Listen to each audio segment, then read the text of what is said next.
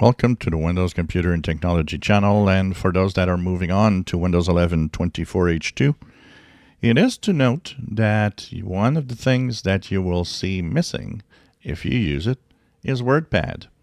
Microsoft has announced today that starting with 24H2, WordPad is gone. It will, give you some online references to it, but it's not going to show up anymore as a little, simple word processor. If you want to use something simple to write, well, you'll have to use the Notepad, which is what is going to be replacing the WordPad. Now, it's not necessarily exactly always the same. There's missing options in Notepad, but I find it sad that why bother uninstalling or removing it when it's first of all such a small app, and for people that just didn't have any word processing capability, it does the